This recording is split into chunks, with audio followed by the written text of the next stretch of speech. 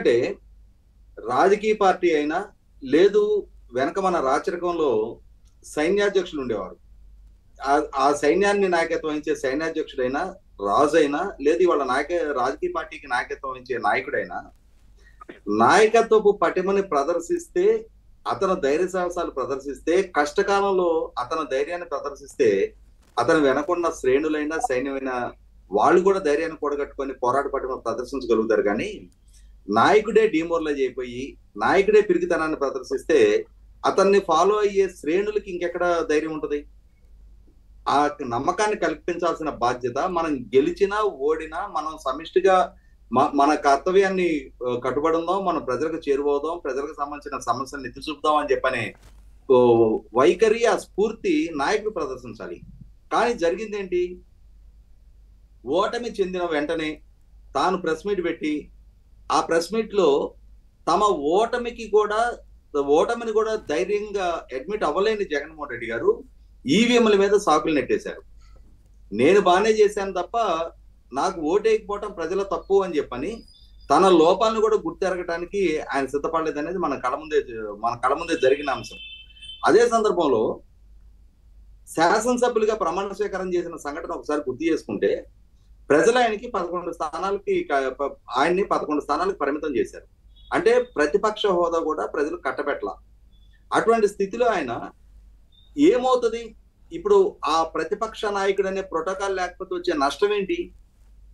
కానీ తన ఇంటెగ్రిటీని చంపేసుకొని తన ఎమ్మెల్యేలని ప్రభుత్వం దగ్గరికి పంపించి రాయబారం, మా నాయకుడిని కారు లోపలికి అలౌ చేయండి, ఆయన్ని ఆల్ఫాబెటికల్ ఆర్డర్ లో కాకుండా మంత్రులు ప్రమాణ స్వీకారం పూర్తయిన తర్వాత ప్రమాణ స్వీకారానికి అనుమతించండి అని చెప్పని అభ్యర్థించడం ద్వారా లేని దానికోసం పాకులాడిన నైజం స్పష్టం అవ్వట్లేదా?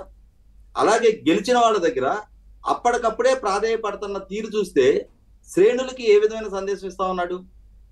నాకు 11 స్థానాలే వచ్చినాయి, ప్రజలు ఇచ్చిన తీర్పు ఇది, ఆ 11 స్థానాలతోటి నాకు ఏ ప్రోటోకాల్ దక్కుద్దో దానికే కట్టుబడి నేను అక్కడి నుంచే మళ్ళీ నిర్మాణం చేయగలుగుతా, అక్కడి నుంచే మళ్ళీ ఒక ధ్వంసమైన స్థితి నుంచే మళ్ళీ తిరిగి నిర్మాణం చేపట్టగలిగే స్థైర్యం నా దగ్గర ఉంది, నా వెనక నిలబడండి, మీకు నాయకత్వం వహిస్తున్న నేను ఎక్కడ మీ నమ్మకాన్ని పోగొట్టను అని చెప్పని అనే స్థైర్యాన్ని ప్రదర్శించాల్సిన స్థితిలో కారు లోపలికి ఎలో చేయించుకోవటం కోసం వారం రోజుల్లోనే నెగ్గిన వాళ్ళ దగ్గరికి రాయబారం పంపించిన తీరు చూస్తేనే ఆయన పిరికితనం అర్థం కావట్లేదా?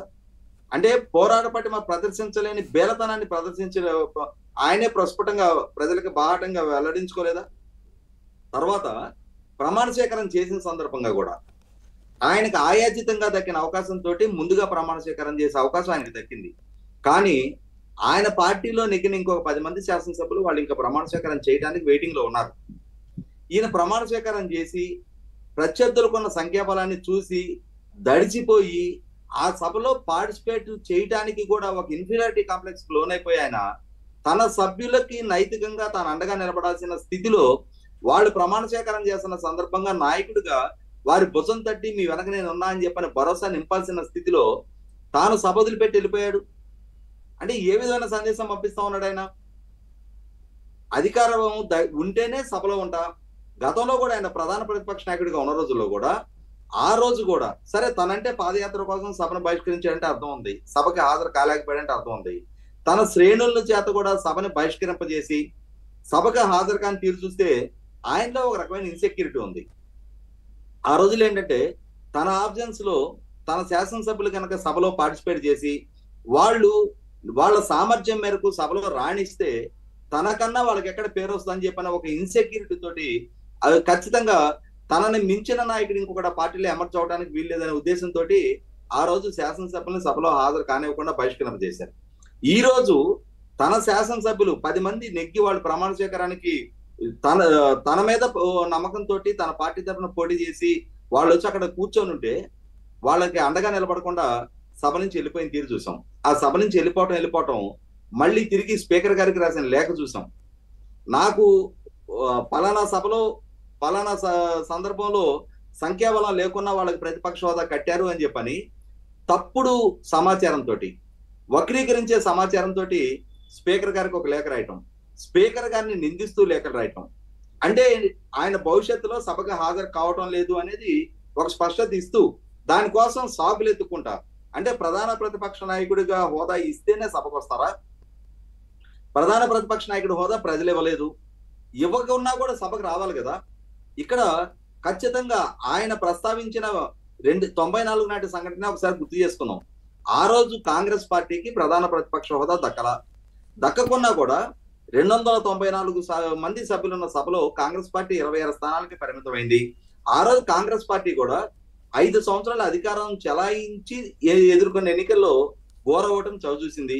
అయినా సరే పి జనార్దన్ రెడ్డి గారి నాయకత్వంలో ఎంత పోరాట పటిమ ఆనాడు ప్రదర్శించారు.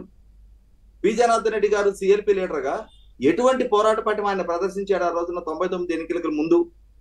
దురదృష్టవశాత్తు తర్వాత రాజకీయంగా ఆయనకు అవకాశాలు దక్కల.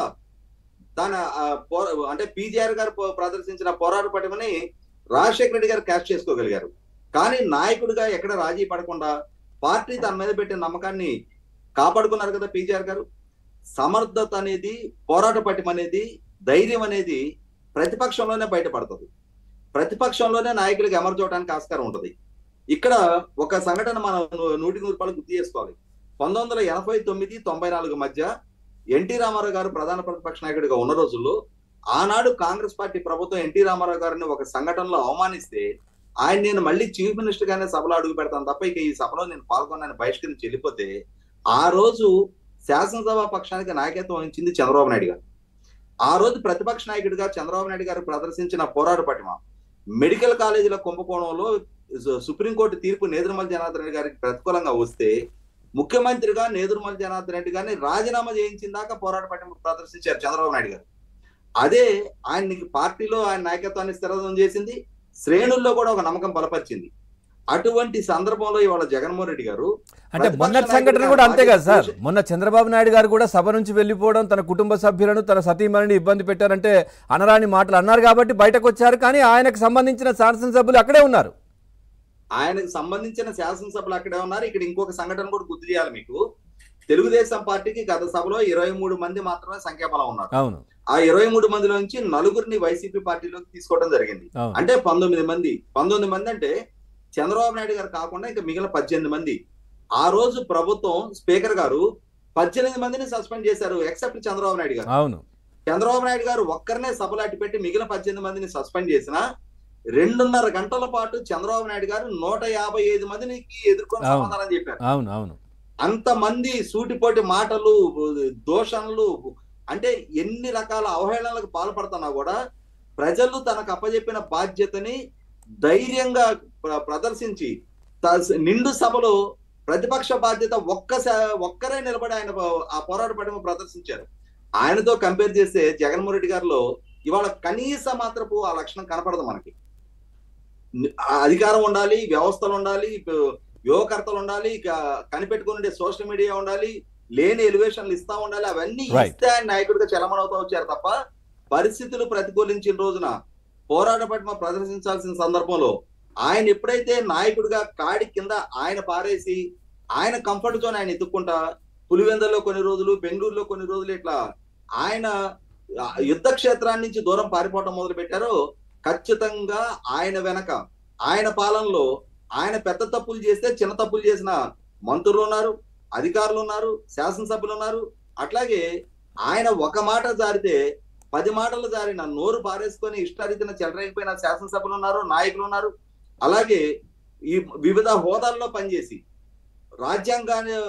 రాజ్యాంగేతర శక్తులుగా చలమనైన సజ్జల రామకృష్ణారెడ్డి గారు లాంటి వాళ్ళు ఉన్నారు. ఇవాళ ఒక్కొక్కరికి సంబంధించి వాళ్ళు చేసిన అవినీతి, వాళ్ళు చేసిన ఆక్రమణలు, వాళ్ళు చేసిన అరాచకాలు రోజుకొకటి చొప్పున పేపర్లో వెలుగులోకి వస్తున్న నేపథ్యంలో వీళ్ళే ఒక మార్గం చూపించున్నారు. గతంలో ముఖ్యమంత్రిగా చంద్రబాబు నాయుడు గారు తీసుకున్న నిర్ణయాల ప్రాతిపదికగా ఆయన మీద కేసులు నమోదు చేసి కనీసపు సాక్ష్యాధారాలు లేకపోయినా అరెస్ట్ చేసి జైలు పాలు చేసిన నేపథ్యంలో ఇప్పుడు స్పష్టమైన సాక్ష్యాధారాలతోటి వీళ్ళ తప్పులు బయటకు వస్తున్న సందర్భంలో రేపటి రోజున ఎదురు కాబోయే పరిస్థితులు, పరిణామాలు ఏంటనేది కళ్ళ ముందు స్పష్టంగా కనిపిస్తున్న నేపథ్యంలోనే ఇవాళ ఈ పరారీలో ఉన్నారు వీళ్ళందరూ.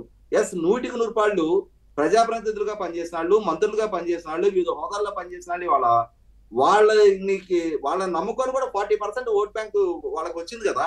అంటే ఇవాళ ఆ 40